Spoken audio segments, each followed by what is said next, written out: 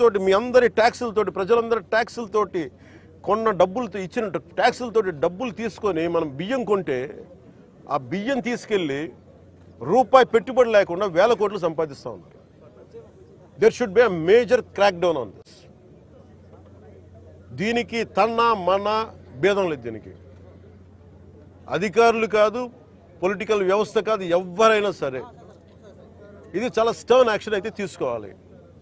This will pose as a national. ఇట్లాగే వదిలేస్తే this port will become a menace for national security.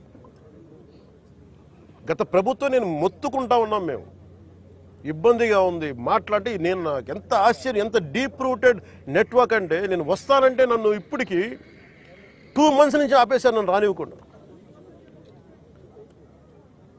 ఉన్నత స్థాయి అధికారుల దగ్గర నుంచి లేదు సార్, అక్కడికి వెళ్తే కొంచెం ఇది అవుతుంది సార్, ఎందుకు సార్ ఇప్పుడు కాదు సార్, తర్వాత సార్ ఇప్పుడు యాక్షన్ తీసుకున్నాం సార్, రిపీటెడ్గా చెప్తా ఉన్నారు. నాకు నిన్న విసుగొచ్చి ఒకటే చెప్పాను, పోలీసు వస్తారా రండి, లేదంటే నేను కూర్చోబెట్టి నేను కారులో నేను వెళ్ళిపోతాను, అధికారులు నా పక్కన రాకపోయినా పర్లా. ఈ నిర్ణయం తీసుకొని ఇక్కడికి వచ్చింది. ఇది ప్రజలకు తెలియాలి. ఇది కొండబాబు గారు కానీ, నాదెండ్ల మనోహర్ గారు కానీ, మా మనకి జిల్లా వైపు నుంచి కానీ మేము పర్యటనలో మేము పదే చెప్పాం.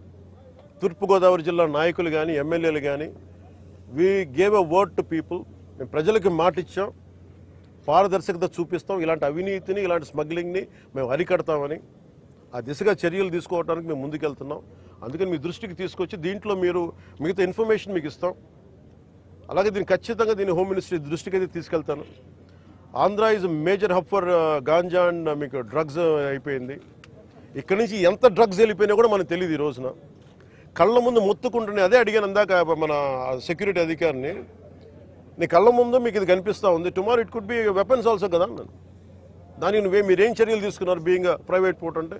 పాప ఆయన ఏం చేస్తాడైనా